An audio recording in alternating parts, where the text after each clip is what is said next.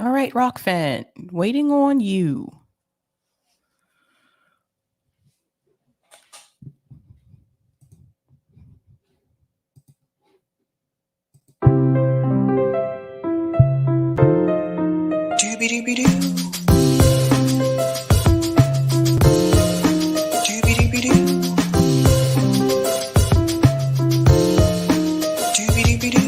I'm your host, Sabrina Salvati.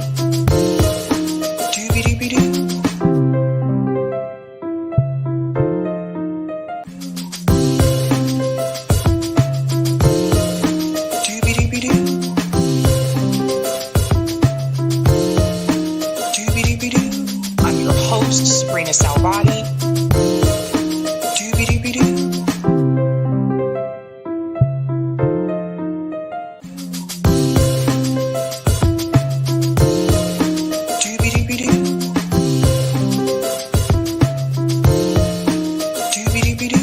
I'm your host, Sabrina Salvati. All right. Happy Friday, guys. Welcome to Sabby Sabs podcast. I'm your host, Sabrina Salvati. If you are new, I want to let you know that Sabby Sabs podcast is a part of Revolutionary Blackout Network. You can catch me there on Tuesday, Thursday, and Friday. And you can catch me here Monday, Tuesday, Wednesday, and Friday. Shout out to everyone watching on YouTube, Rockfin, and Twitter. And I want to give quick shout outs to people in the chat. What's going on, everyone? Shout out to Notori, says fire and love. Greetings, Notori. Great to see you. I'm having issues with this dress. Sorry. Having some issues here. Wardrobe malfunction. All right. Shout out to Nico P, says Hinkle, fire. Shout out to Gamer, says hello. Greetings, Eric Gray, says what's good, everybody. Shout out to Terry Hilton, says hello, Sabby. Hello to you too. What's going on? Kenshi Jones says happy Friday, Sabby. Happy Friday to you. Greetings, Snowy Taco. I love that name. Says let's go. Let's do it. Let's get there. Shout out to Selgato, says Doobie.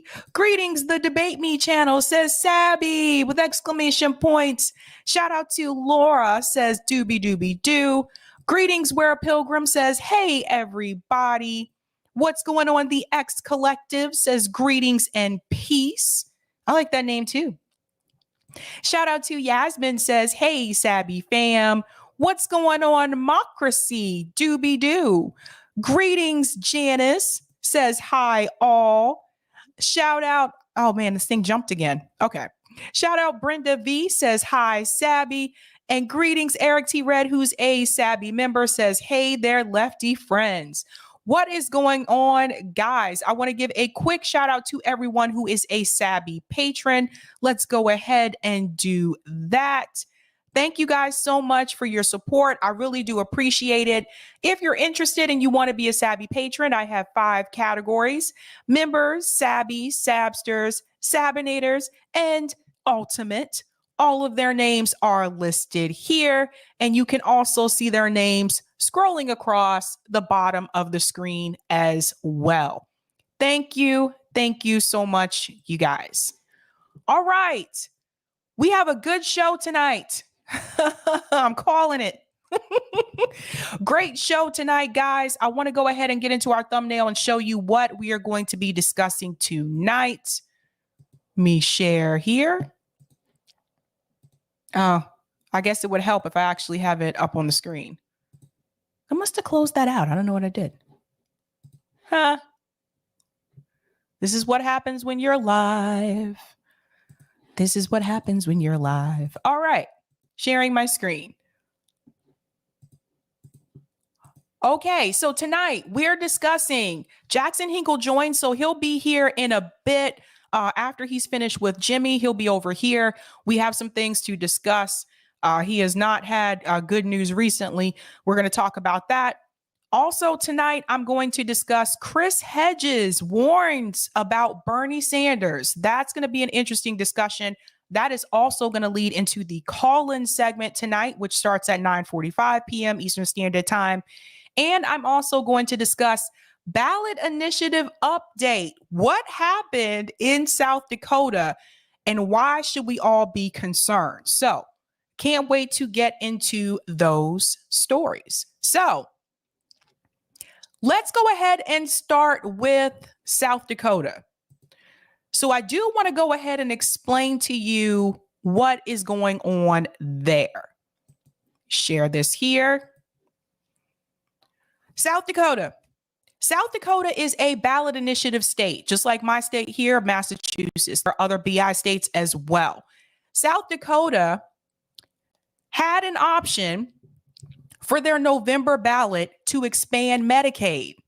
Now, why is this important? Because recently, legislators in that state have decided to make ballot initiatives much, much more difficult for people in South Dakota. For those who are not aware, here is how ballot initiatives work in South Dakota. South Dakota 2020 ballot measures. Let's go to the rules first so you guys understand how this goes. I'm going to make this a little bit larger for you. This is how it works. Citizens of South Dakota may initiate legislation as either a state statute or a constitutional amendment. In South Dakota, citizens also have the power to repeal legislation via veto referendum. The South Dakota state legislature may also place measures on the ballot as legislatively referred constitutional amendments or legislatively referred state statutes with the majority vote of each chamber. In South Dakota, signature requirements are tied to the number of votes cast for the office of governor in the state's most recent gubernatorial election. For statutes or veto referendums, valid signatures equal to 5% of this vote are required. For constitutional amendments, signatures equal to 10% are required. For 2022, a total of 33,922 signatures are required for initiated constitutional amendments, and 16,961 signatures are required for initiated statutes and veto referendums. So, typically in South Dakota, how does a ballot initiative pass? You need to have a majority vote. 50% plus 1 and up. However, as I mentioned, they are trying to make it more difficult for these ballot initiatives to pass in South Dakota. So they have implemented Amendment C. Now, thanks to my friend Case Study QB, and cool shout out to Roger Meadows, because both of them contacted me about this week. And I was like, we have to discuss this. We have to let people know what's going on. If you saw my panel on ballot initiatives, one of the cons is the fact that in some of these states, they can actually come back and either veto ballot measures that have been passed, or they can change the rules and make it more difficult for those measures to pass. Now, why would they try to do that this year? Because one of the ballot measures in South Dakota is to expand Medicaid. That was the reason why they're trying to make it more difficult. Shout out to Case Study QB here for this clip. And I have another video I'm going to play as well. He really goes into it here. South Dakota Amendment C. So check this out.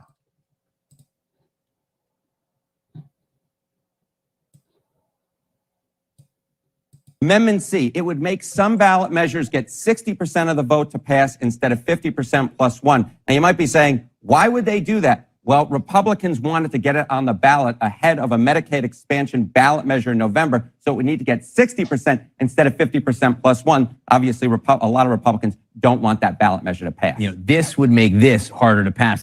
Amendment C, it would make some ballot measures get 60% of the vote to pass instead of 50% plus 1. Now, you might be saying, why would they do that? Well, Republicans wanted to get it on the ballot ahead of a Medicaid expansion ballot measure in November, so it would need to get 60% instead of 50% plus 1. Obviously, a lot of Republicans don't want that ballot measure to pass.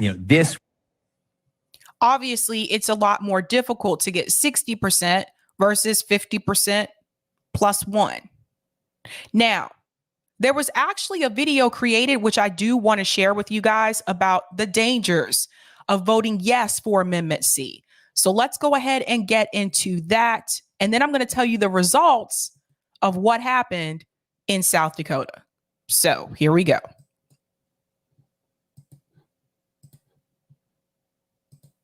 There are many reasons why you should vote no on Amendment C in the upcoming primary election.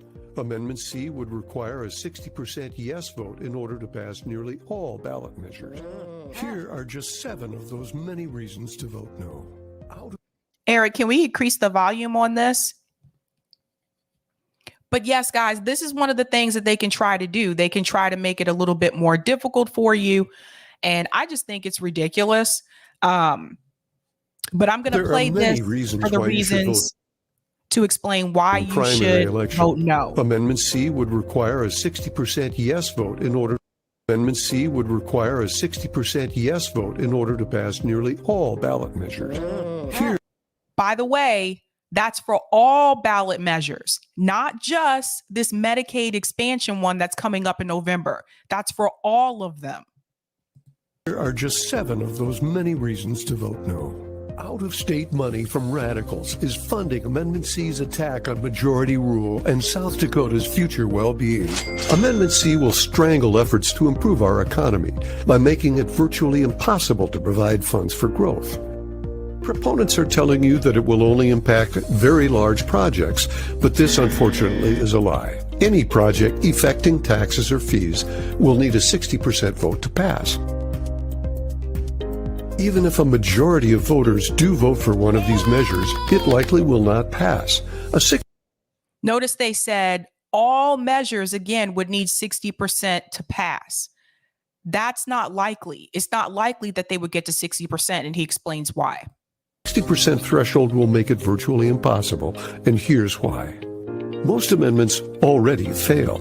In our entire history, less than half have passed at 50%. Including those put on the ballot by the legislature for housekeeping.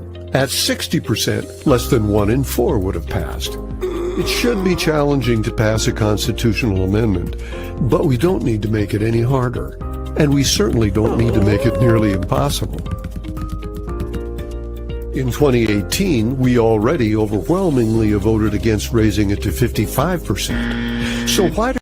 So you see, they've tried this before. Proponents think we'll pass a bigger increase to 60%? Because this time they put it on the primary ballot in a non-presidential year, when we're lucky to have even 20% of voters even show up to vote.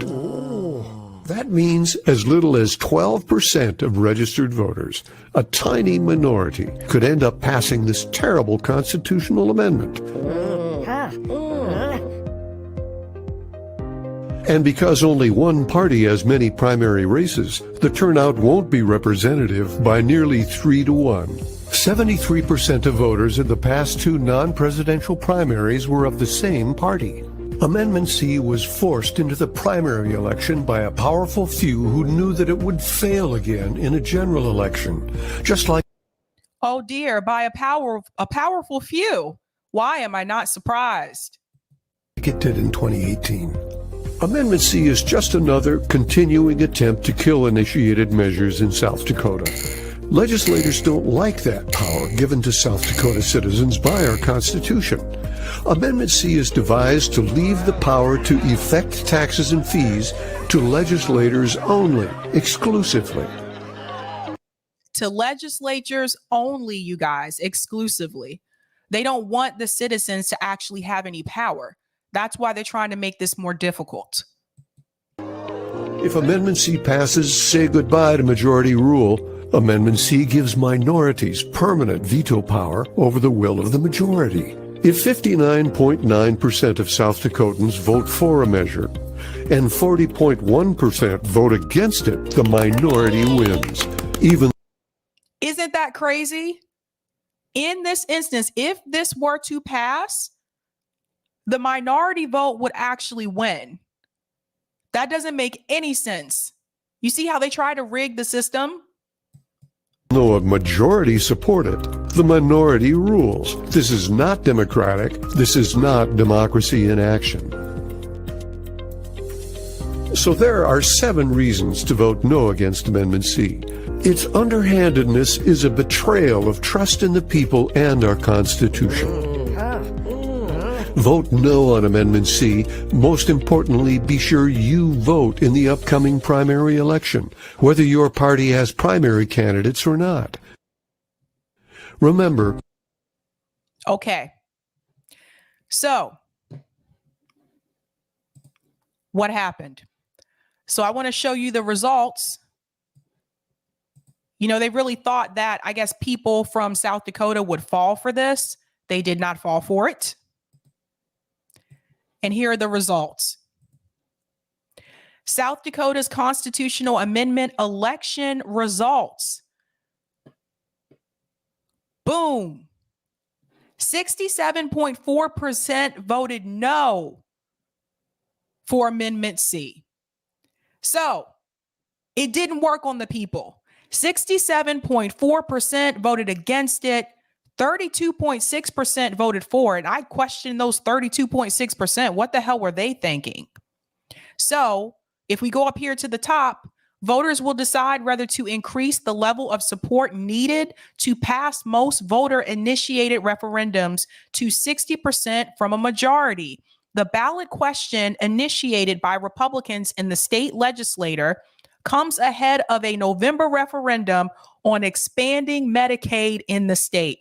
So when I tell you that they really don't want to give us health care in this country, they really don't want to give us health care. They really don't. So I'm glad that this did not pass, because otherwise every ballot measure they would have would require that 60%, which you just saw in that video. That would be almost impossible to get. It's just another way to take the power away from the people. So this is important for people to know. Now, if we go back to those ballot measures that they had for this year, so people know what to expect. Let's go up to the top here. This is the part I did not show you yet. Here we go. So the ballot measures this year on the ballot. So June 7th, 2022, that was Constitutional Amendment C. That was what they just voted no against, which is a good thing. In November, healthcare amends the Constitution to require South Dakota to provide Medicaid benefits to adults between the ages of 18 and 65 with incomes below 133% of the federal poverty level. And I can't believe they even wanted to stop that. They even wanted to try to prevent that. Another ballot measure for November 8th, this is an initiated measure, is marijuana. Legalize marijuana use, possession, and distribution for individuals 21 years or older. They didn't want these things to happen here. They also have potential measures that are also coming up. Now, this is a different one. This is Medicaid Expansion Initiative. Expands Medicaid in South Dakota to adults between 18 and 65 with incomes below 133% on the federal poverty level, directs Department of Social Services to promulgate implementing rules. So the deadline for signatures for that was May 3rd, 2022. And as you can see, well, that was the measure. And as you can see, it made it to the ballot. So they were able to get the number of signatures that they needed in order for that to be on the ballot. And that is what they were so afraid of, because 9 times out of 10, if they got those numbers of signatures, this is probably going to pass. And they didn't want that to happen. So that's that. I'm going to go to some of the comments in the chat. Thank you for the super chat, Terry Hinton. Let's go Celtics. Yes, guys, game 4 is tonight. I'm a little nervous.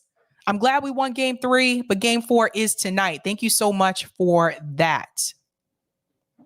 Let's see. Where Pilgrim said it's an amendment in South Dakota to change the threshold. Okay, you're probably responding to Ashura. Yep, absolutely. Brent says that must have been a big undertaking to educate those voters.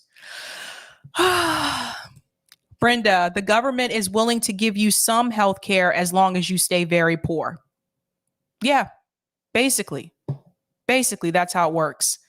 I think I missed one here. Gamer said weed should be legal nationwide. I agree.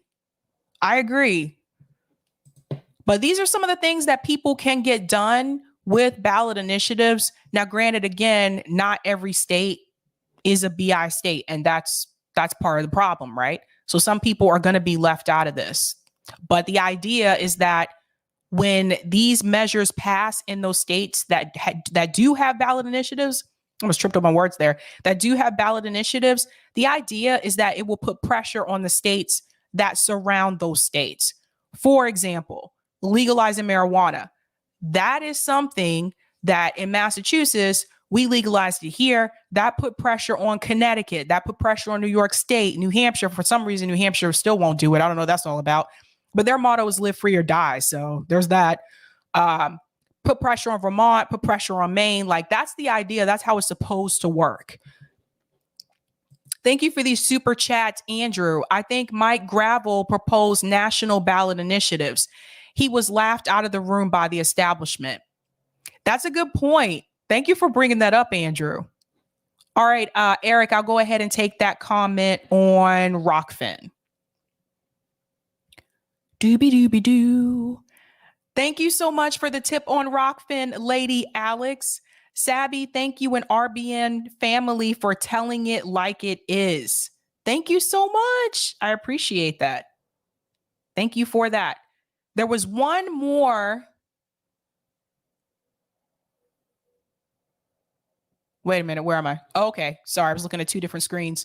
Thank you for this tip, Roger Meadows. Actually, Sab, what the New York Times didn't say, only Ballotpedia said, is that it applies for all BIs that require 10 million plus to enforce the law or amendment should it pass.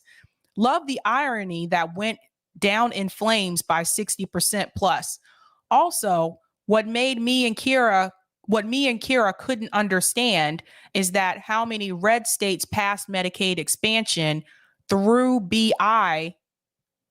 Whoops, I lost it there. Through BI and BIs to regulate insurance. But where are the BIs for Medicare for all? Right. That's...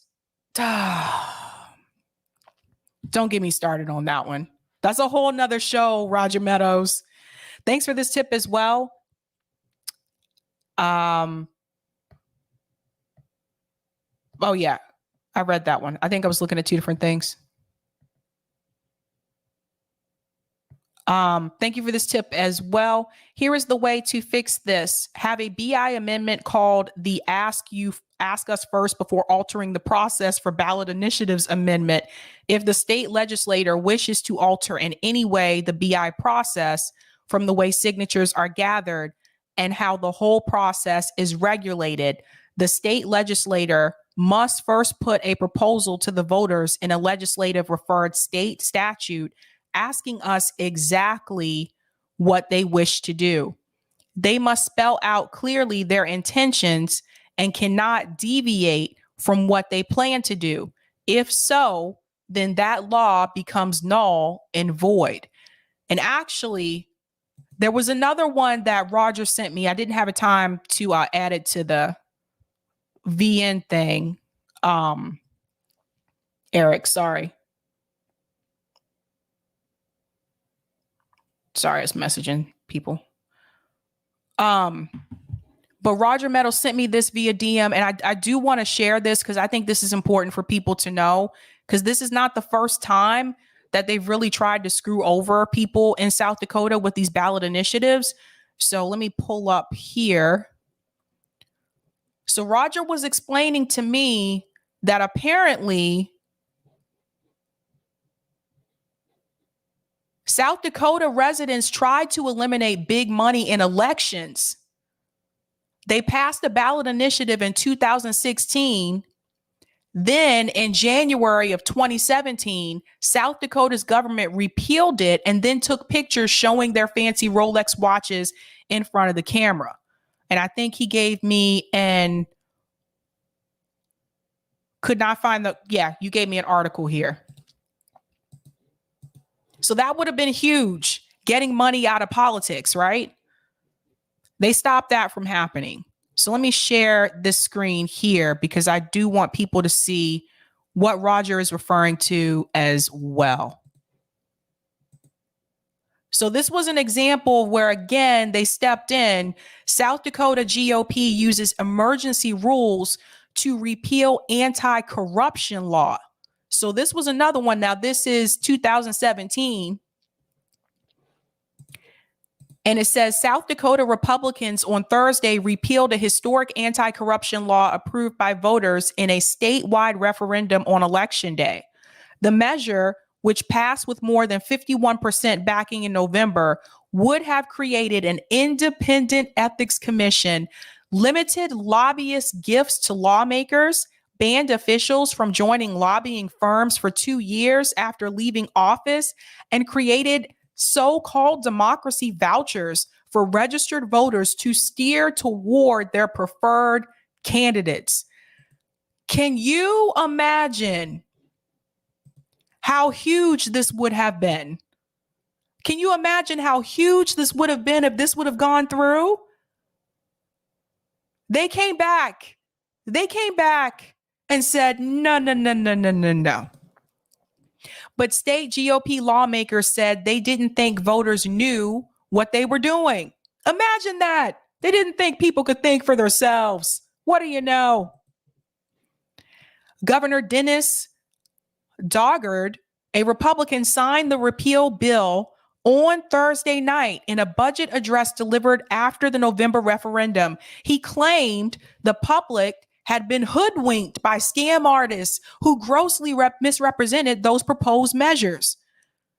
Republican legislators pushed the bill using an emergency clause that allowed for the reversal to take effect immediately and now prevents voters from initiating a new referendum campaign in response.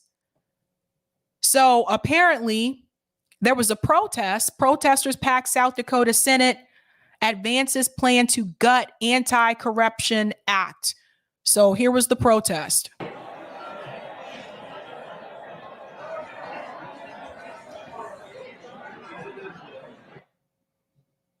I don't think I can I click on it? For some reason, it doesn't open. Oh, there it is. Yeah, that was pretty much it. It was just 7 seconds. So see how they were able to just come in and change things? This is awful. It's absolutely awful. But it goes on to say, State Senate Majority Leader Blake Curd, a Republican, has been a vocal critic of the new restrictions, claiming they are in violation of South Dakota and the U.S. constitutional law. Curd, his colleagues, and a lobbying group filed suit against the law last year in a South Dakota circuit court. The judge issued a temporary injunction, effectively putting its implementation on hold pending further review. So those are just some of the things that they can try to jump in and do to stop us from making progress. That's how they can come in and stop the people. Disco Phil, incredible. Is this for real? Absolutely. That's ridiculous. That's absolutely ridiculous. But it happened. It happened. Phenomenal mysticism, an emergency clause to repeal past ballot initiatives. Talk about endless corruption. Yes. Yes. See how they can just jump in and do things like that? All right. All right. Jackson said one more. He has one more story. When was that? When did I see that message? Okay, a couple minutes ago. Debating if I should go ahead and go into the Chris Hedges one. That one's a little bit on the longer side. Eric said free Jackson. Yeah, Jackson will be on in a couple minutes, guys. I'm sorry, it's funny. I think maybe I could go ahead. Actually, if he comes in the middle of that, that's okay too. That's okay. I'm gonna go ahead and go into the next story. And this one is about Chris Hedges and Bernie Sanders. So Chris Hedges had a speaking engagement recently, and he had some things to say about Bernie Sanders and how Bernie Sanders really failed us, the American people, the people who canvassed for him, the people who donated money to him, the people who voted for him, the people who believed in his movement. Chris Hedges had some things to say. And this is actually going to lead us into the call-in segment tonight. That's the topic. Is Chris Hedges right about Bernie Sanders? So I want you to listen to what Chris had to say.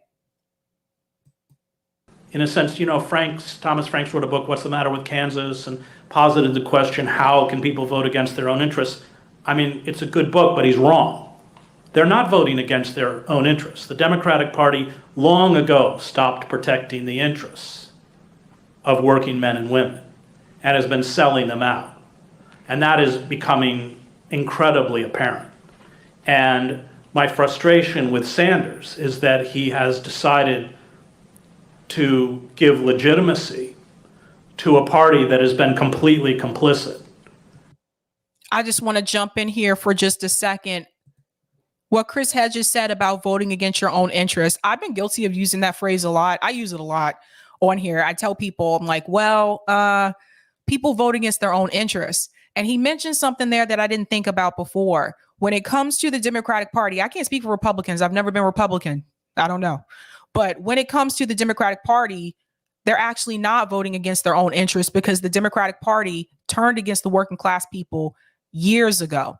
If I'm not mistaken, I think Chris Hedges said the last time we had elections in this country where they weren't bought per se, I think it goes all the way back to like the 50s. I have to double check that, but it's been a long time. But now he goes into the problem with Bernie Sanders and Bernie Sanders' relationship with the Democratic Party. So let's hear more about that. Whoopsie. And my frustration with Sanders is that he has decided to give legitimacy to a party that has been completely complicit in this destruction. And you saw it with the debate. He refused to call Clinton out. Clinton, who, even in the silly thing like the emails. Yeah. I mean, Clinton is defending wholesale surveillance of the American public, but feels she has a right to privacy. And unfortunately, this has been a long, kind of dirty arrangement with Sanders and the Democratic Party. He campaigned for Clinton in '92. He campaigned again for Clinton in '96. This was after NAFTA, after the Omnibus Crime Bill, after the destruction of welfare. He knew. Okay, and I have to jump in here. I did not realize that Bernie Sanders also campaigned for Bill Clinton.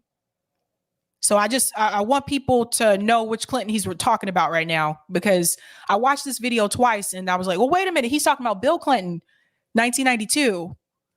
So I did not know that. I was not aware of that. So that was kind of eye-opening to me to see that this goes way back with Bernie. Bernie been in bed with the Democratic Party. Like, for Bill Clinton, really? He was not left at all, really. But that was eye-opening to me. So I do just want you guys to know that he's talking about Bill Clinton right now. And he even mentioned, even after the crime bill, Bernie Sanders still campaigned for Bill Clinton. So I have to go back and find some video on that. But yeah, that was a wake-up call for me. I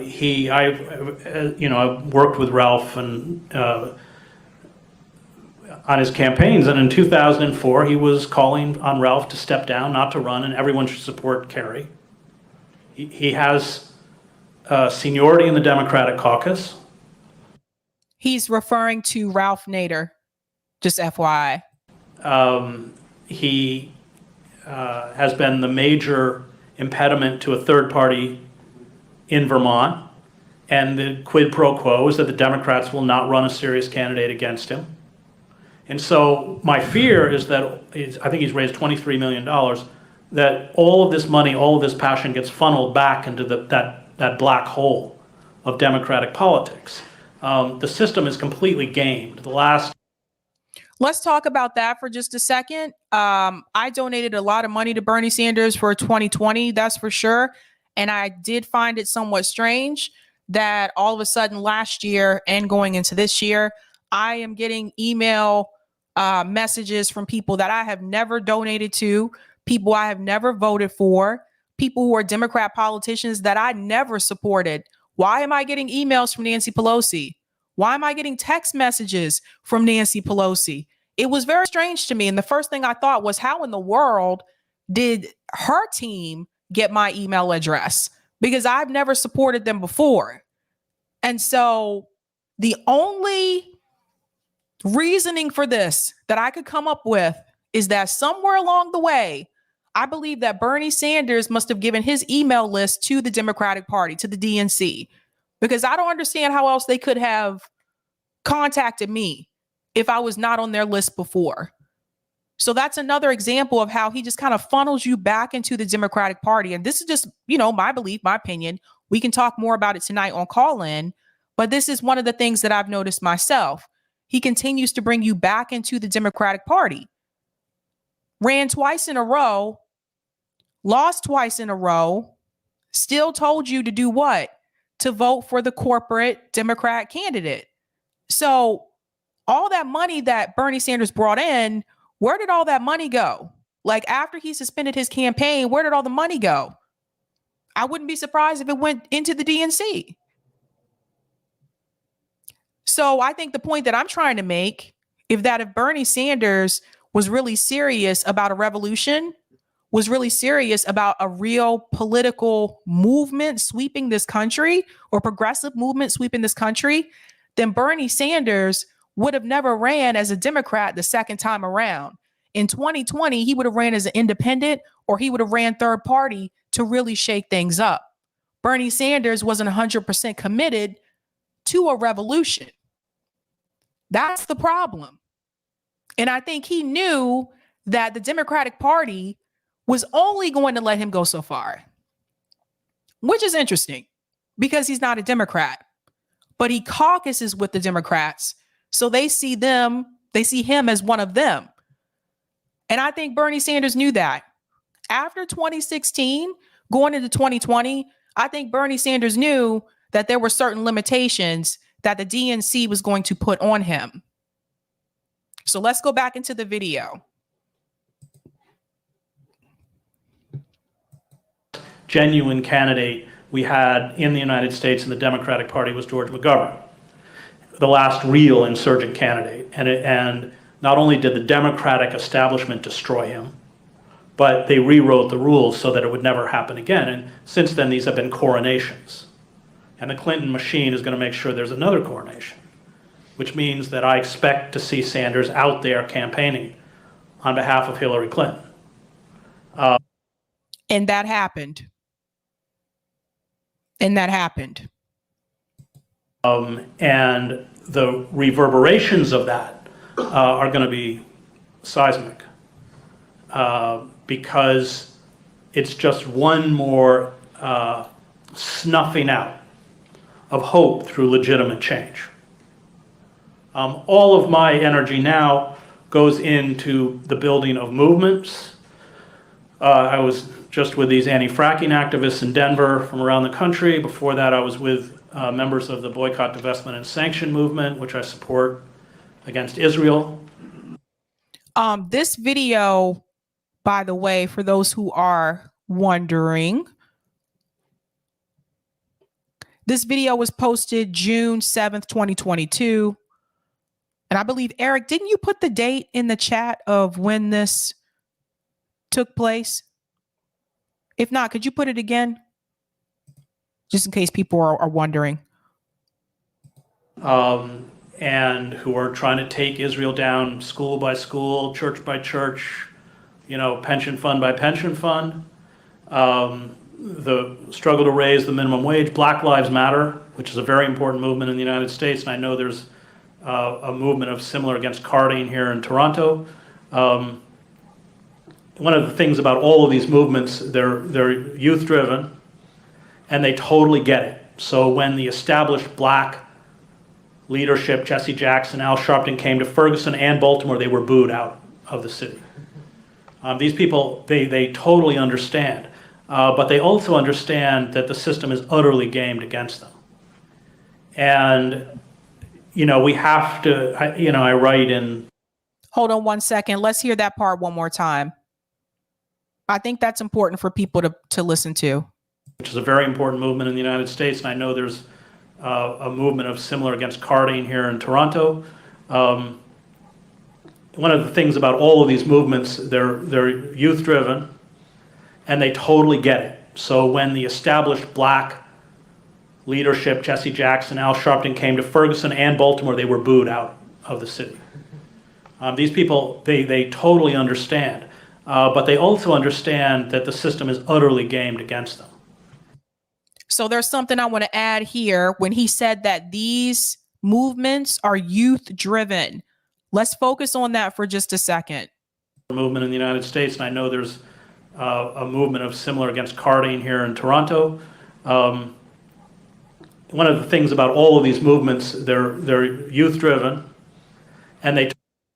Okay, let's talk about that for a second. When you think about Bernie Sanders' movement, if you remove people from the ages of 25, let's go further out here to 40.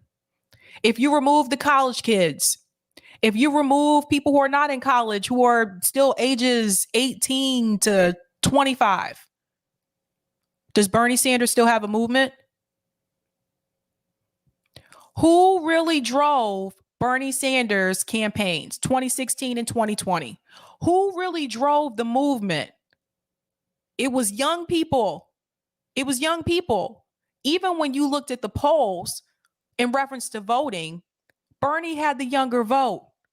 That was the same thing for Hillary Clinton, and that was the same thing for when he ran against Joe Biden. Bernie Sanders had the young vote. So if you take away the youth, these were the people that really were like, let's rise up, let's fight back. Now let's go back to the civil rights movement. What was the difference? Yes, there were young people out there fighting, but with the civil rights movement, you had older people too. Big difference. One was connected to a campaign, to an election, and the other one was not. One was relying on direct action and mutual aid, and the other one was not. It was connected to a campaign. One of those movements actually worked, and the other one did not. I like to draw the differences between those two movements per se. And some people will argue maybe Bernie Sanders really didn't have a movement. It was just two campaigns, whatever you want to call it. But if you take the youth away, does Bernie Sanders have a movement? No. So sometimes I look back on it and I feel like Bernie Sanders really preyed on, or maybe not preyed on, but he heavily played the younger people. He played on the youth because he knew a lot of times younger people, we're more likely to believe. We're more likely to have some type of hope and want to fight and change the future. Now, you talk to people like my parents, grandparents, they done already been through this game. They know how it works. They know that my dad told me this. My dad said, look, the game is rigged. He tried to tell me that back when I was very passionate about voting for Barack Obama. I didn't want to listen. I didn't want to listen. I was like, oh, Dad, what do you know? Turns out Dad knew a lot.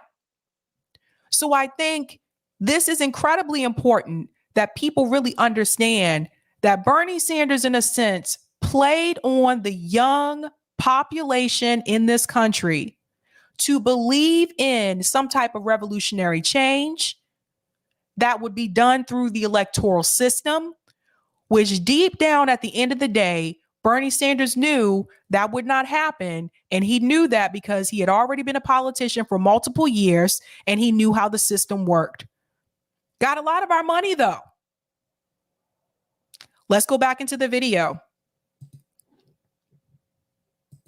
Totally get it. So when the established black leadership, Jesse Jackson, Al Sharpton, came to Ferguson and Baltimore, they were booed out of the city.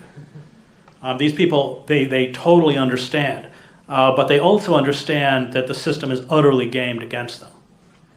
And, we have to, I write in Wages of Rebellion that perhaps the most daunting existential struggle of our times is to accept the reality of what's before us because it's bleak, and yet resist anyway. I mean, anyone who reads climate change reports, every new one I read is even more dire than the last.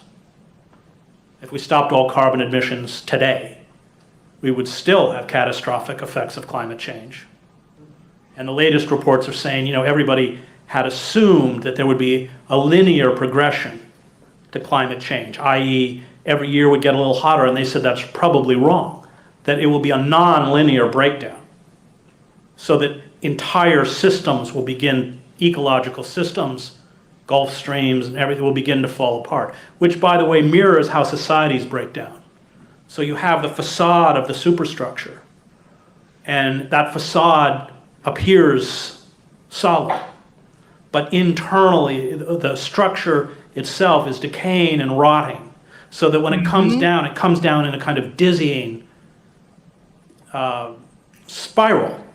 And that was true in all the revolutions I cover in Eastern Europe and everywhere else. Alexander Berkman actually wrote a really good essay about it called The Invisible Revolution, where he said that when a revolution takes place, you never see it. Yes. Thank you so much for saying that. One thing I do want people to understand, when a real revolution happens in this country, it's not going to be televised. It's not going to be all over the media. Like the real revolution that happens, mainstream media isn't going to want you to see it. Mainstream media isn't going to want to show that narrative. They're not going to want to show the people are really rising up and taking over. They're not going to want to show you that. They want you to see, especially people abroad, they want people abroad to know the United States government and the police state here has people under control. The real revolution will not be televised. So I'm glad that he said that. It's all about people losing faith in the ruling ideology, whether, it's the reign of the monarchs or communism or whatever. And that people only see it when the structure itself, but that process is, he likens it to boiling water in a kettle. And I think that's right from my own experience. When things collapse,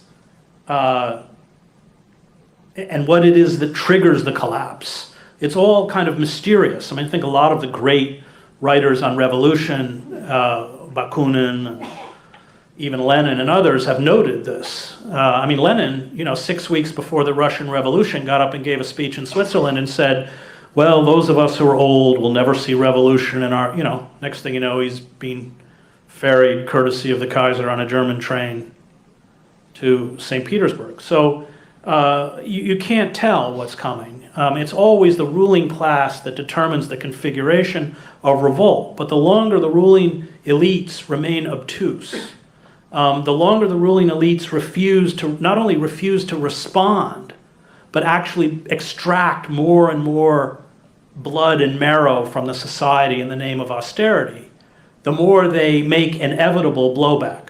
That blowback could be a very frightening proto-fascist right-wing blowback. Let's listen to this part one more time, and then I'll go back to the part where he said it could be a right-wing blowback. But what he says here about the elites, I want us to pay close attention to. Or whatever. And that people only see it when the structure itself, but that process is, he likens it to boiling water in a kettle. And I think that's right from my own experience.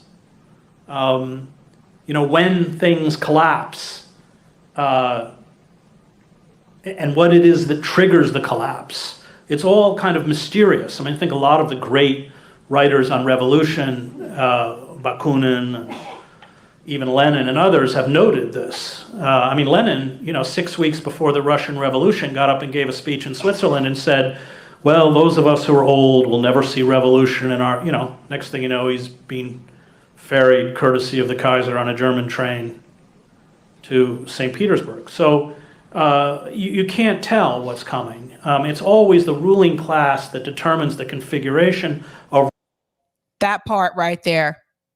It's always the ruling class that determine the configuration. And this is true.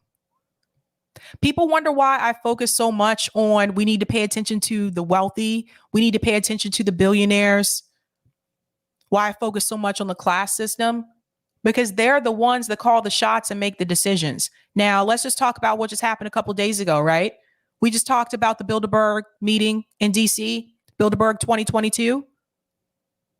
Most people I've talked to didn't even know that was happening. Even after I reported on it, most people were like, what? What is that? And you had all of these powerful people in one room. The meeting was so important to the point that they blocked off the entire hotel. So no one could reserve a room and no one could even enter the hotel. Max Blumenthal tried to enter. Franco tried to enter as well. Neither of them were allowed in. Security was like, no, you can't come in unless you have this lanyard, right? Why is that? The list of people that were in that meeting, the King of Netherlands, CIA. Why do you have Pfizer there? Why do you have the CEO of Shell? Why was Kirsten Sinema there when, yes, she's a politician, she's in Congress, but she doesn't even have a leadership position? Why was she there? You have Stacey Abrams on the board. You had people like Peter Thiel, Reid Hoffman, all these billionaires meeting with government officials, and they didn't want us to know about it. Mainstream media didn't even talk about it. This is why I tell you, those are the people you have to pay attention to. What are they doing? People like Joe Biden, they're just puppets. They're just puppets. Eric, do you still have that image that you can put up, the one that breaks down the class system? You know which one I'm talking about. I've showed it on here before. I'm going to show you that. I'm going to show you that graphic. I know there's new people that have, joined, and I'll go back to the end of the Chris Hedges video, but I know there's newer people watching. So I do want to say, I want to show that again one more time, because I really want to show you that these politicians, they're not as powerful as we think they are. Yes, they can do things like executive order. Yes, Joe Biden can do that, but there's a reason why he's not.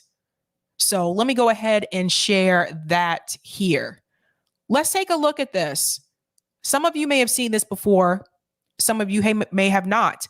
We need to look at feudalism then and now. And so when we look at medieval feudalism, by rank at the top, there were the monarchs. This includes your kings, your queens, and your emperors. Next was landed gentry, dukes, earls, barons.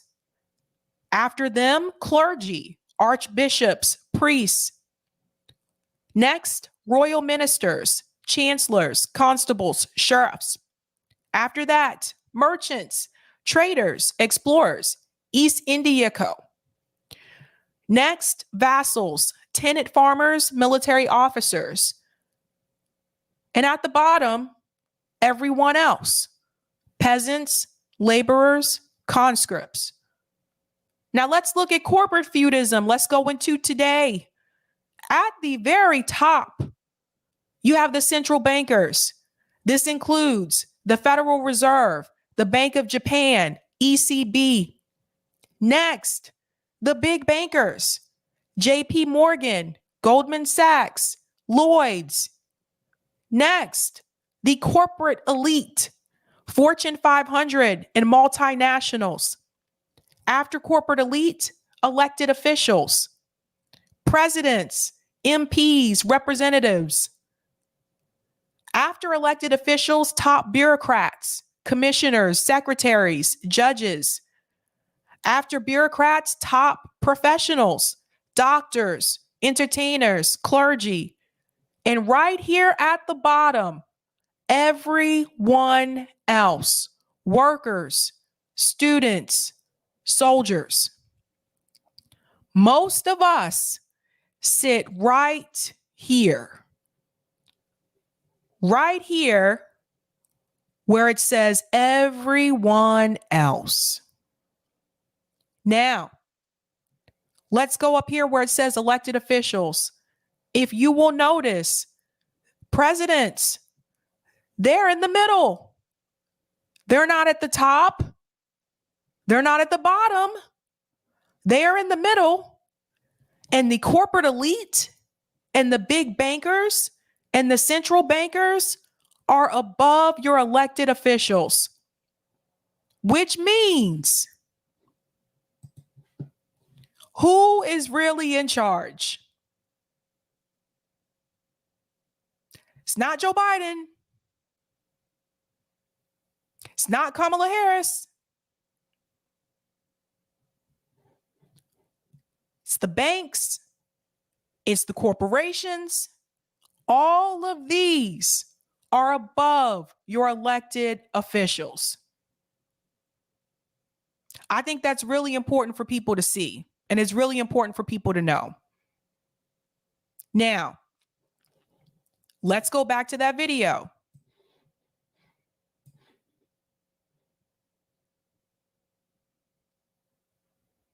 So we'll go back into that and we'll let him finish what he's saying here. Revolt, but the longer the ruling elites remain obtuse, the longer the ruling elites not only refuse to respond, but actually extract more and more blood and marrow from the society in the name of austerity, the more they make inevitable blowback. That blowback could be a very frightening proto-fascist right-wing blowback. But blowback there will be. I mean, you know, in the breakdown of capitalism, Europe, many countries in Europe went one way and the United States went another. Right. So this is something too that I will say that, let me get out of here. Uh-oh, I'm still stuck in here somehow. I'll go back to that. This is something that I will say that I've actually brought up before. Kim Iverson has also brought this up before on Rising. I think the next time you see some type of a movement, like a big movement like that happen in the United States, like what Bernie was trying to do, I don't think you're going to see it on the left. I think it's going to happen on the right. And honestly, they might actually succeed. Because whether you like them or not, they tend to stick together. And when it comes to people on the left, we don't. We're just a mess. It's all over the place, right? The next time you see a movement like that really emerge in this country, one that will be successful where Bernie's movement was not in the end, I think it's going to happen on the right. And I think Jackson is here. So we'll go ahead and bring him in. How's it going? Hello. Sorry for being late. Jimmy had a lot of stories today. Oh, no worries. I know, like when I was on there too, I was like, he's not going to start on time. He's not. No. I don't know how he does it for so long too. It's like he goes for 3-4 hours sometimes. It's crazy. No, like some people like Richie Medhurst will do like 5-hour streams. Yeah, that's like Adderall or something. That's I some know. mad. I know. All right, guys. My special guest tonight is Jackson Hinkle. He's the host of The Dive with Jackson Hinkle. Jackson, welcome back. Great to see you. Thank you for having me on again. Appreciate it. Awesome. Last time you were here under better circumstances, but I do know that something has happened with you. Can you please explain to everyone what's been going on with PayPal and Venmo for you? Yes. So yesterday I woke up and I get a lot of my support from my audience, and I'm sure you can probably relate, although I'd warn you if you do. I get a lot of support through PayPal and Venmo contributions and stuff like that. And it's all legal, tax, whatever. But I woke up and I received 2 emails moments apart, basically stating that I was permanently banned from Venmo and PayPal for the rest of my life. And they didn't provide a reason as to why they had done this. But there's a guy named Paul Mason, who's a celebrity journalist in the UK. And he had just had his emails leaked a few days ago. And the Gray Zone, Max Blumenthal, Jimmy Dore have all been covering this and discussing those emails, because in those emails, he's specifically talking about how he's working with UK intelligence and the upper echelon of PayPal to target journalists that he perceives as Russian disinformation agents, such as the Gray Zone, and specifically targeting them by deplatforming them off of PayPal so they can't get support from, their audience on this platform anymore. So I woke up, got that, and then much to my surprise, I go on Twitter and I post about it, and I see it wasn't just me. It was Wyatt Reed, who's another great journalist.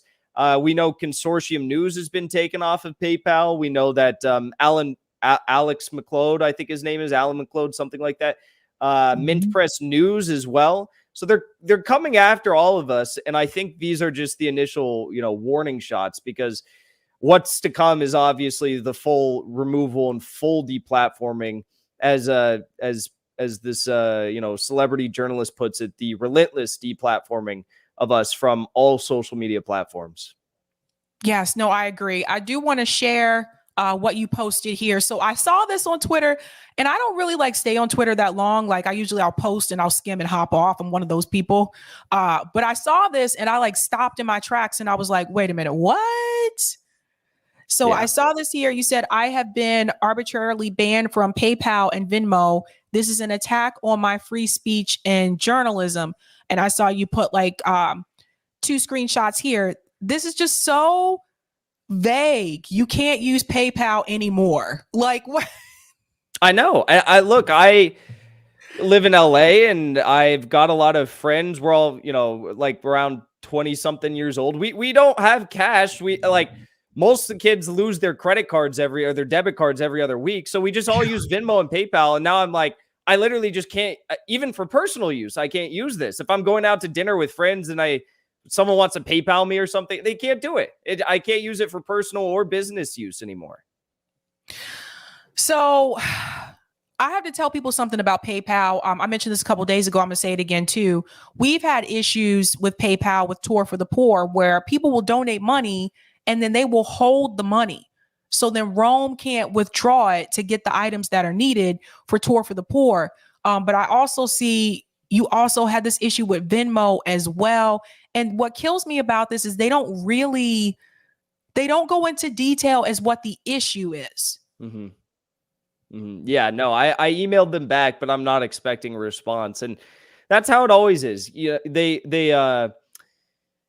got me and another guy banned from Twitch a few months ago for our Ukraine war coverage. And they said it was because we're harmful disinformation actors, but they failed to mention what it was that we lied about. The initial thought was that it was about, talking about some stuff with, Ukraine and I'm not going to get into the details, but things that Undersecretary of State Victoria Nuland has since admitted to under oath before the Senate.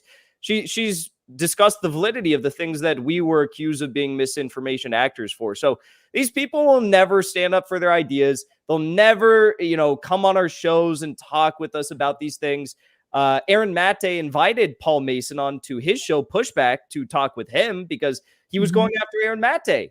And instead of coming on his show, he started emailing with his intelligence asset links like Emil Khan of the MI6 and boasting about how he had engaged Aaron Mate, but apparently was too big of a you know what to actually go on the show with Aaron and have a conversation with him. But this is what they do. Like, and I've said this before too, like, listen, if there's a disagreement, whatever, you can come on and talk about it. But most people won't do that. Most people will just go behind the scenes and try to see how they can get rid of you, basically, instead of just having that discussion. It's ridiculous. Yeah, it's a very powerful tool. And, for anyone who doesn't like me or doesn't agree with my coverage, whatever, I don't care. But you have to understand that they'll eventually come for you. Like if you pose any sort of threat to the establishment, they first came for Milo Yiannopoulos and Alex Jones. I don't think there's a whole lot of people who agree with everything they say, but it's the principle. It's the idea that you need to stick up for free speech. And now that you have these platforms that are working admittedly with the Biden disinformation department to censor people off the internet, this is a big problem. And it'll eventually, hit people like you as well, who might not agree with me or you on any given issue. Right. So this is the thing when people were cheering when Trump was like censored from Twitter, when they kicked him off of Twitter, a lot of people were happy about that. But at the same time, then there was like this blowback, like right after actually January 6th, there was this blowback towards left independent media on YouTube. And then they found themselves being like demonetized. And I know Status Quo was one of the ones that was okay with that at first until they started to get their information pulled as well. So it can happen to all of us. It's not just like a left or a right thing. Yeah. No, I've always been a very big proponents of saying like, we need to be free speech absolutists. Even people that would ridicule me or make up things about me, I'd say, look, I don't want you to get taken off the internet, because if they're going to take you off the internet, they'll probably take me off the internet right after. And then that's now what we're seeing. And it's just so crazy to still see people today who are openly celebrating the fact that I and other journalists are getting removed from PayPal. I mean, what country is this that intelligence assets are working with PayPal to make sure that we don't have an income? It's sick. It's inhuman. It's literally just like they're trying to make it so we can't live and we have to go work a random job, work a random job again, like at a coffee shop again, because they don't like the ideas that we put forward, regardless of whether or not they're verifiable or you can back them up with evidence. Right. And I was wondering too, because I know Caleb Maupin had this happen to him a couple weeks ago, actually. He had this issue come up. I'm not sure about Lee Camp. I have to double check, but I know Lee had some issues as well. They were targeting certain people, coming after them. I do have to ask, like, have you tried to look for any other type of payment application, like Cash App, for example? Yeah. For right now, I have a locals page and a Patreon page. So those are two things, but Patreon's not great either. They've taken people down. They took Whitney Webb down. They took a few people down. But they've been a little bit better recently because I think they got sued and they lost in some sort of a related case like that.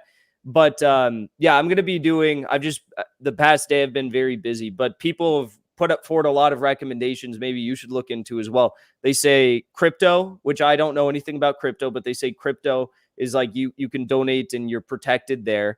Zelle and Cash App are two. And then the Convo Couch, Craig Jardula called me and said you should do a Give Send Go, because GoFundMe, as we saw with the trucker convoy protest, they'll take the GoFundMes down, but Give Send Go will leave. They're better at leaving them up, I guess. So those are a few things.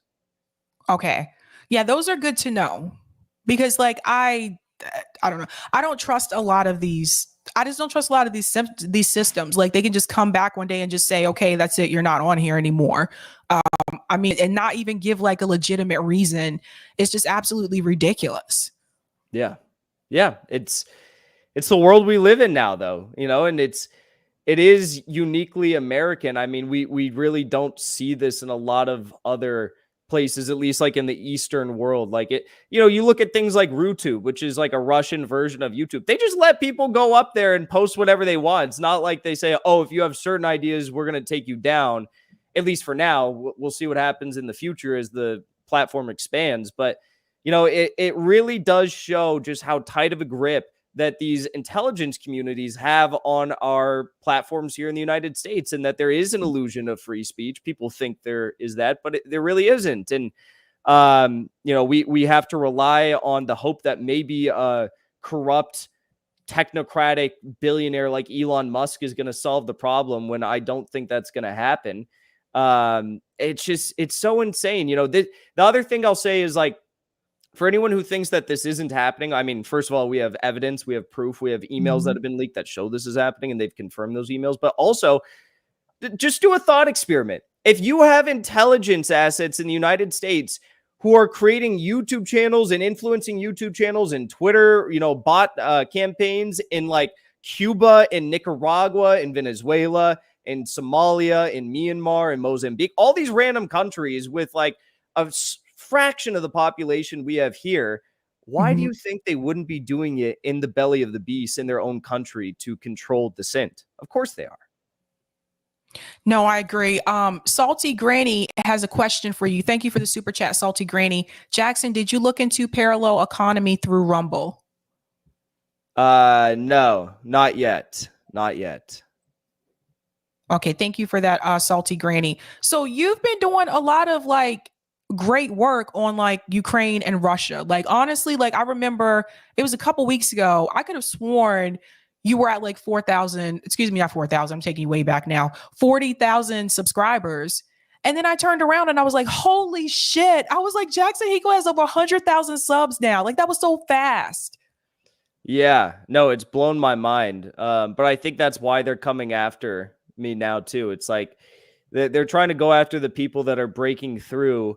And for whatever reason, I got pushed up in the YouTube algorithm. I'm doing the same exact thing, just I guess more foreign policy coverage and bringing on new guests. But I think that's why they're coming after me. It's like I like the number. I don't solely focus on the numbers, but I do like the numbers because I really despise all the shit libs. And you look at the numbers, we're getting more views than Majority Report, almost as many views now as Kyle Kalinske.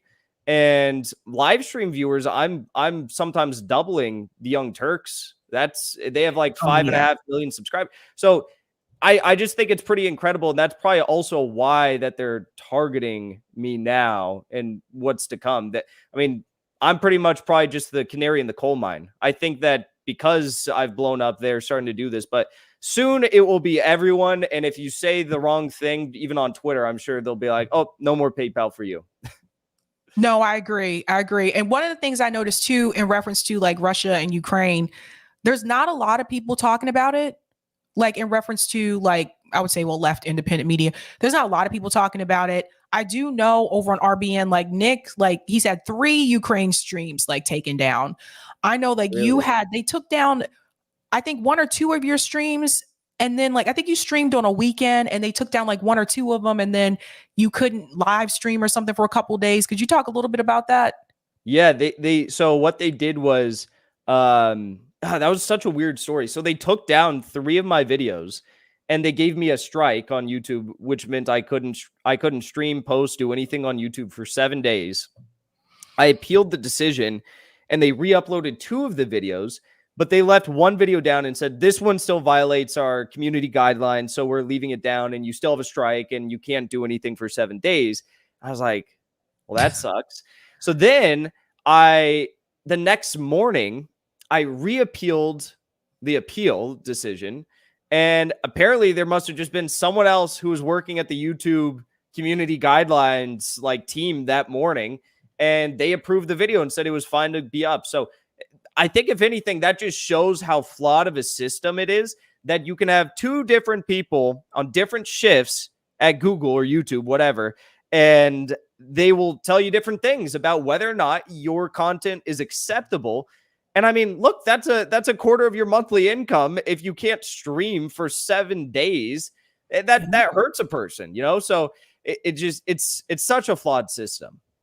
Yeah, I don't think people may fully understand because like when we're not live, like when we do clips, right? We'll be live and then we'll take clips from the live stream and we'll upload the clips or whatever. Sometimes I upload the clips as premieres because it'll push it out more in the algorithm, but we don't really make money off of the clips. I'm just serious. Like live streaming is crucial for us.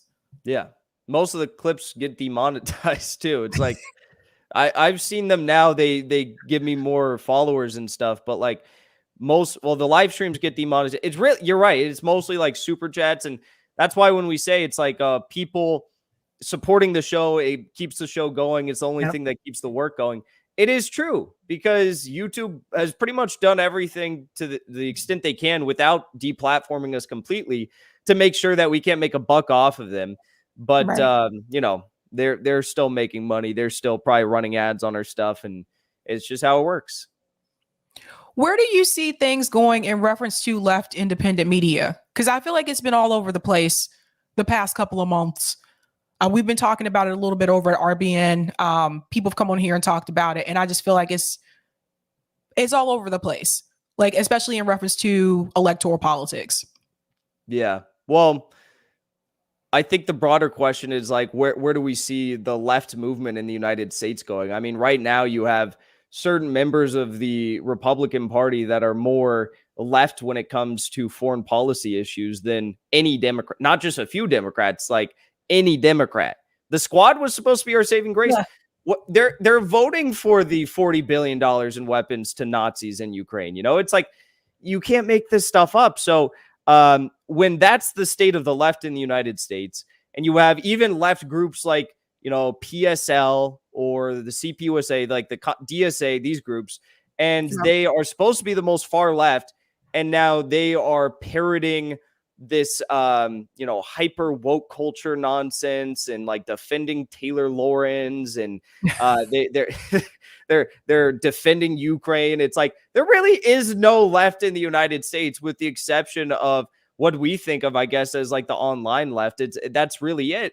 And as for the left media, like what we think of the legacy people media, I mean, just look at their channels. They have no viewers. No one's watching. No one watches Sam Cedar. No one watches Kyle Kalinske. Breaking Points people watch, but can you really call them left? They bring on pro-war think tank propagandists on their show to sell us a lie with China. The Young Turks, no one watches. It's really just people like us. It's Jimmy Dore, who people are tuning into now, because everyone understands that the idea of a left in the United States, as it's branded, is a lie. And it's really disappointing, but I guess it's good that those people have been exposed and no one is watching them really anymore. Yeah, no, it's we were talking about breaking points recently. I don't know if you saw that article that Indy Left came out with them. So you saw, okay. We were talking about them recently, and I was like, I think people think that they're left, that they're not really a left network. And I think that's where some of the disappointment comes in.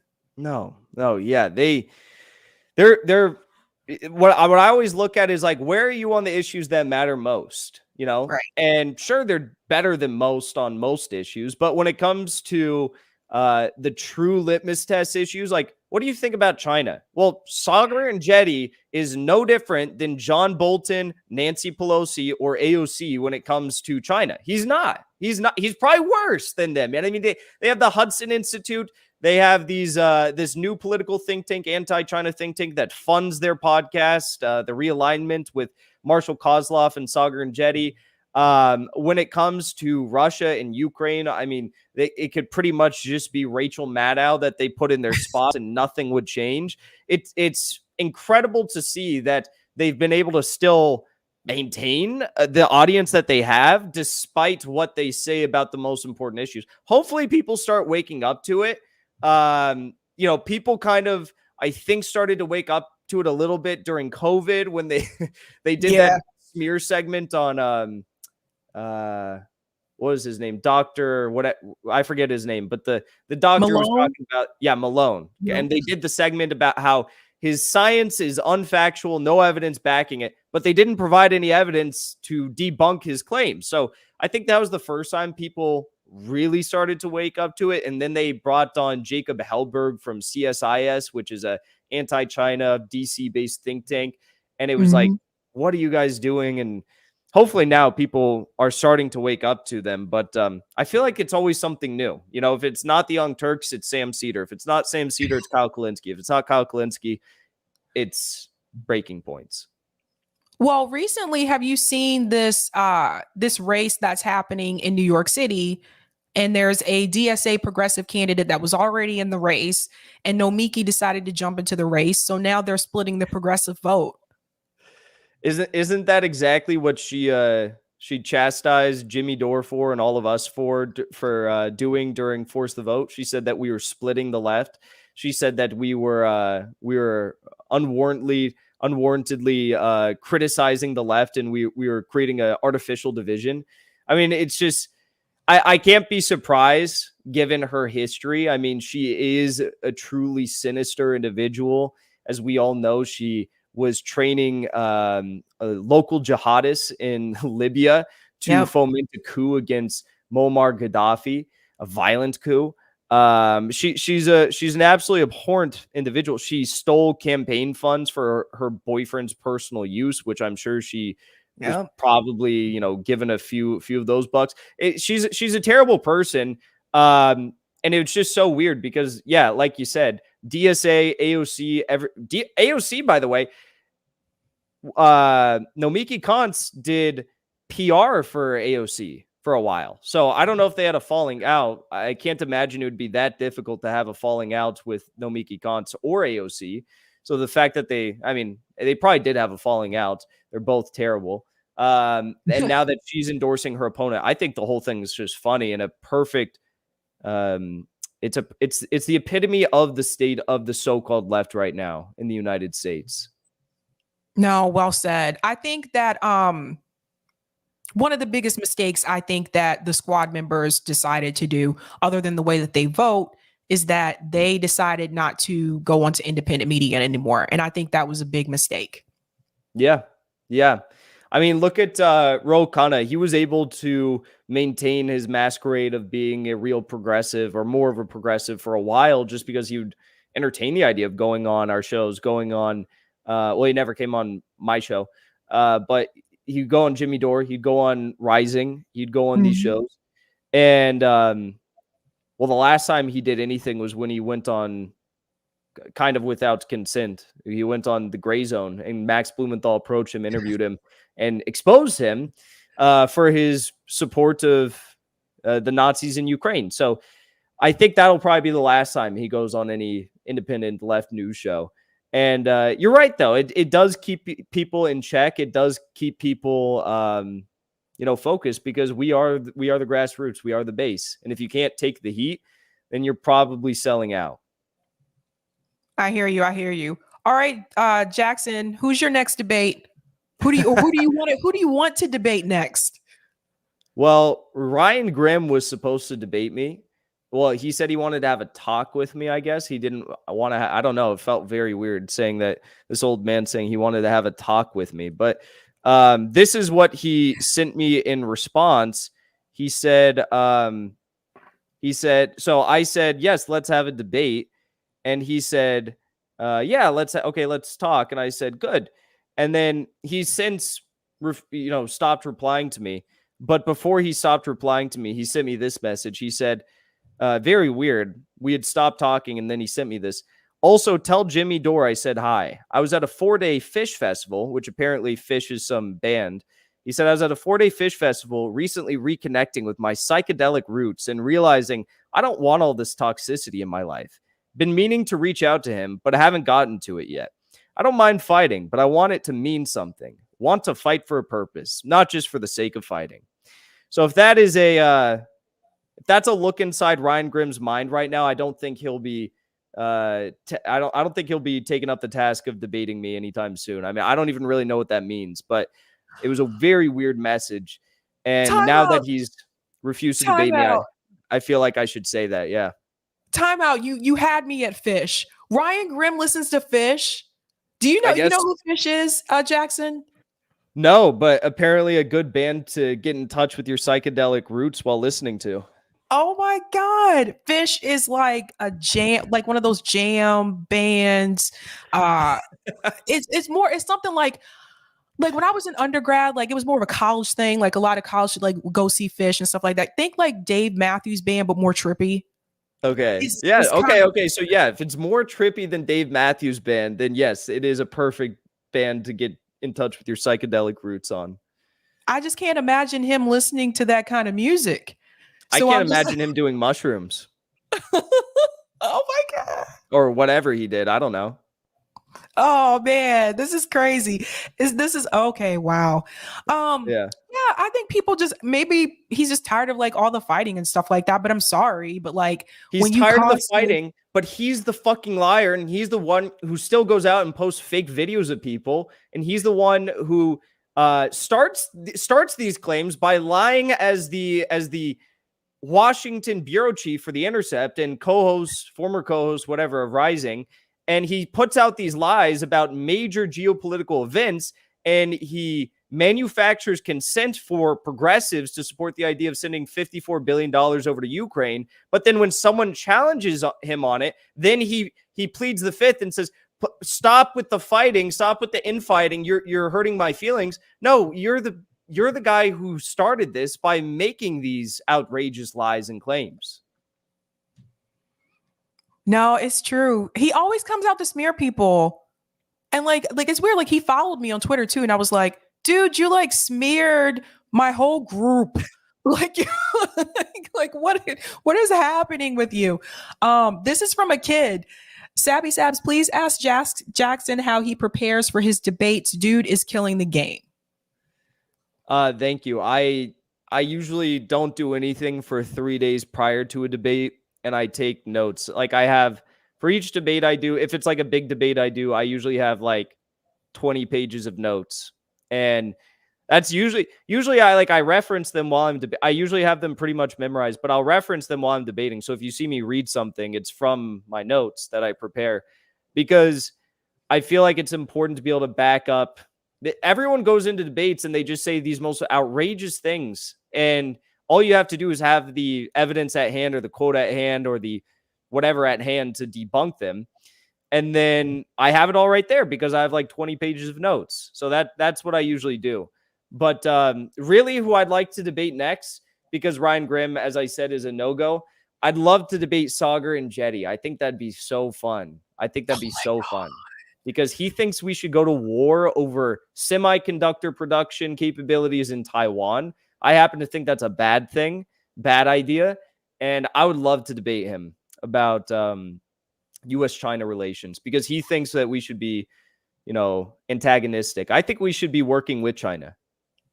Right. Like, I don't think well, maybe he does understand this, but I mean, the United States needs China a lot more than China needs us.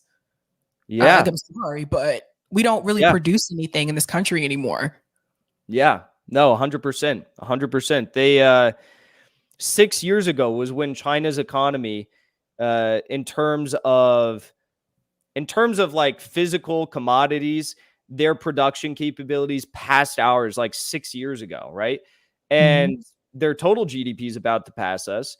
And of course they're going to pass us because they have a population that's 4 times the size of ours. So why would they not have it would be insane to think that they shouldn't eventually have a better economy than ours just because of the sheer size of it, And they have, frankly, they have better relations with the rest of the world. Like, it's a scary state of affairs right now in the United States, because things still have the veneer of being okay. And sure, we don't have healthcare. Sure, we don't have like some basic rights that we think we should have.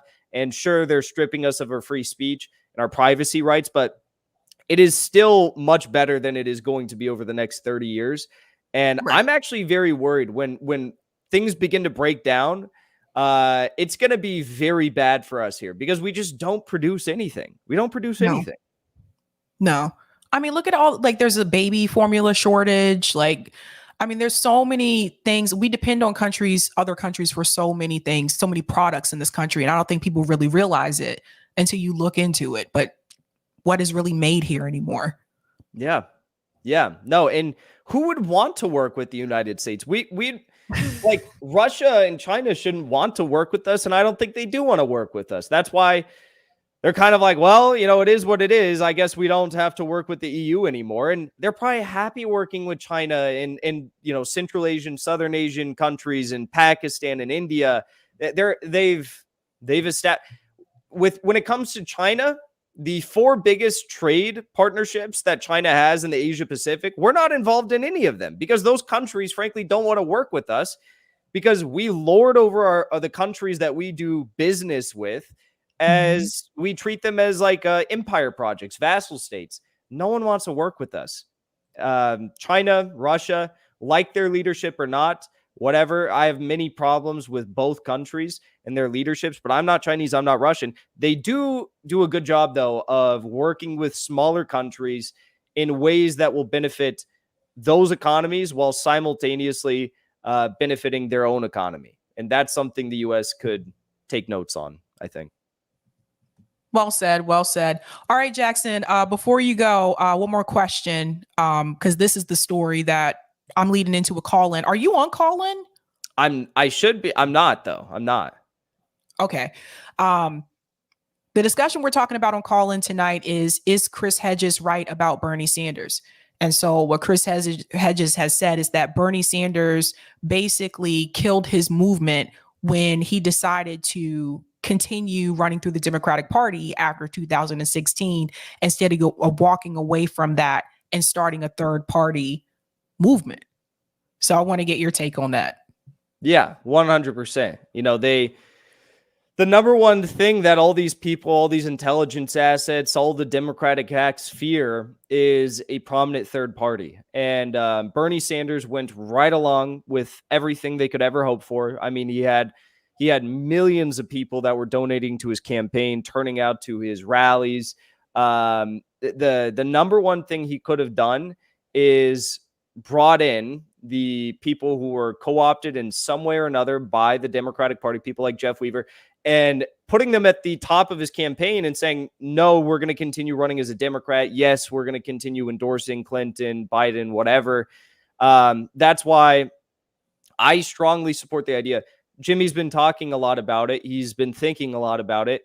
There's a lot of people who are very notable who are encouraging him to do this, including Chris Hedges, although he's given fair warning to run for president in 2024. I think he'd have a fighting chance as a third party. If you look at the media aspect, who loves him? Tucker Carlson, number one news show in the nation. Joe Rogan, number one show in the nation. Russell Brand, number one news political show in the nation. You look at the political realignment happening in this country right now. Jimmy Dore embodies that. You look at the fighting spirit. He has it. I think he'd be a great candidate, and he'd definitely scare the shit out of a lot of people in D.C. I think so too. I think so too. All right, Jackson, where can people support you now? Well, you can follow along the Dive with Jackson Hinkle on YouTube or Rumble or Rockfin. I'm there as well. So, if I ever get banned, that's where you can find me permanently. All right, Jackson, thanks so much and good luck. Good luck with all of this. Thank you. Thank you for having me on. Appreciate it. Bye. Bye. All right, guys. Could you imagine that? What did Punisher say? Jimmy Dore / Cornel West? Oh, I see you guys throwing out names in the chat. Any more recommendations? This is like really interesting, you guys. That would be awesome. Could you imagine that as like third party? All right, Eric, it's 9:35. I'm going to take a break and then we can go into the call-in segment if you're ready. I'll go ahead and put the link for people in the chat. I got to find it. And I can't find it. Oh, there it is. Copy link. Yeah. All right, guys.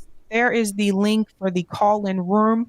I'll open that up at 9:45-ish. But I'll be back. All right. And I'll pin that to the replace pinned message. All right, so I pinned that to the chat. Okay. All right. Yeah, Eric, you just want to go through the comments if you can? I can do that. All right. How's everybody tonight? Well, that's that was pretty interesting. This stuff with Jimmy Dore starting to get into this serious conversation about a run. I mean, that's as serious as I've heard it talked about so far. We got Jared saying Dore Greenwald. We got lots of ideas here. And Dore Blumenthal, Dore Hinkle all day long. Yeah, I mean, it's and thanks for the comment on the shirt, Wear Pilgrim.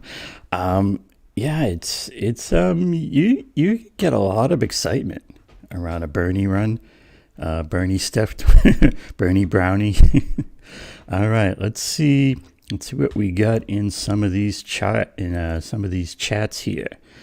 We got one from Robin from a little while back, noting Bernie has raised hundreds of millions of dollars since 2016. Where did it all go? That is a good question from Robin. Super chat from Oz, as they would call a friend of the show, Oz. Thanks for the super chat. He said, "It's okay, Sabby, our donations paid Sorota's salary."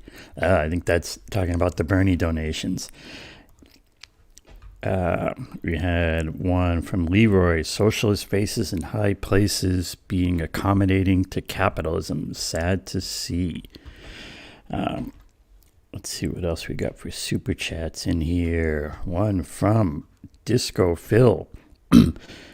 Two of the finest truth tellers boycott PayPal. I assume Disco Phil was referring to Sabby and Jackson. Thanks for that. Super chat, or I guess we call this a super sticker from Kyle Woolley. Thanks for that. In fact, he doubled up with two of them. That's actually two. I think that's two different ones. Anyways, thanks for that, Kyle.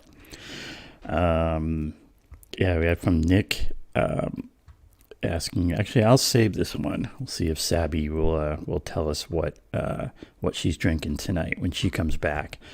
And yeah, Sabby will be back soon, and then we'll be going to the Colin show, which will be on Colin only. Once that gets going, you can get Colin.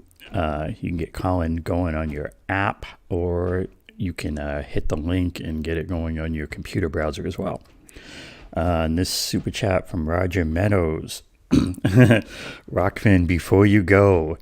Well, I think, Roger, you're going to have to settle for me, but reading these out. Let's see what we got here. Let's hide this one. But yeah, I know we got some things here on the old Rockfins. There we go. Let me scroll this around a little bit. Here we go. All right, from Mr. Roger Meadows on the Rockfins. To everyone on the left, this shows you never assume, and let's stop making the mistake that just because red staters vote red don't mean they don't want the same policies as we do. Let's not make them caricatures of what we think they are.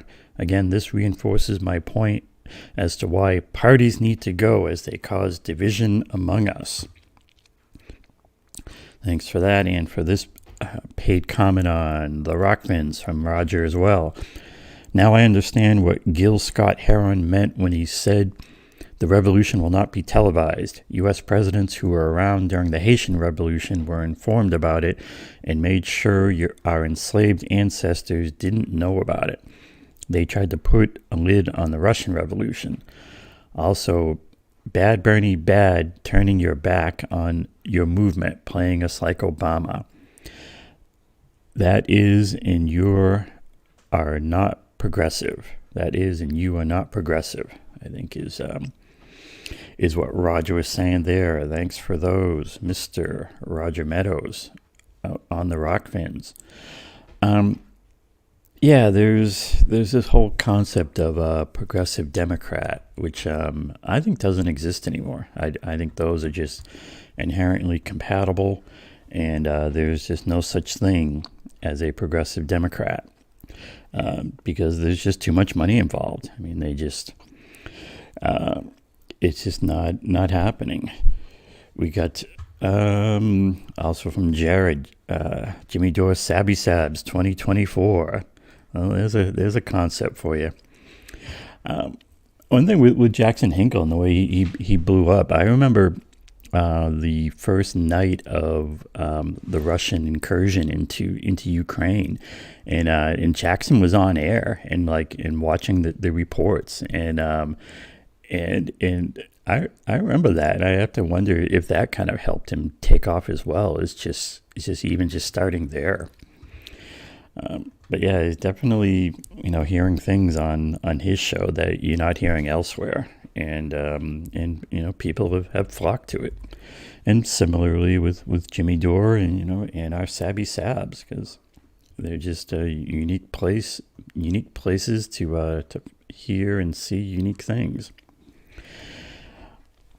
Now we were showing, let me show this again, this chart. Get my computer to work right here. All right. We were showing, that's not it. The chart on the feudalism then and now. Oh, there it is. All right, here it comes. There we go. Now, one thing when I look at this chart is I like to think about is how can we potentially break this line of control? We were coming from the central bankers and the money, down to us, and I feel like that there's a weak point with where the money goes from those who have it, the corporate and the bankers, into the elected officials. And so this is when we're saying, concentrate on the money, talk about the money. I feel like we need to be thinking about how to cut that line of control right there. But we can talk more about that another time, because Sabby is back. All right, guys, come on over to Call In. Tonight's call-in discussion is episode 16. Is Chris Hedges right about Bernie Sanders? In a recent appearance, Chris Hedges explains how Bernie Sanders has been a tool for sheep herding people into the Democratic Party, and how Bernie has prevented a third party movement. What are your thoughts? So that's the discussion tonight. Come on over to Call In. The link is in the chat. It's also pinned to the top of the live chat. I'm going to go ahead and open up the room. You got one question to answer here. Hey, Jackson, straight from Jimmy Dore. Hi, Sabby. What IPA tonight? No IPA tonight. I'm actually going to Treehouse Brewery tomorrow with some friends. So I'm excited about that. And I'm going to get much needed rest because that's kind of a drive. So none tonight, but maybe next Friday. All right. Have a good call in. I'm going to jet. You can find my stuff at erictred.com. I'll see y'all next time. Bye. All right, guys. Have a good night. Keep up the fight.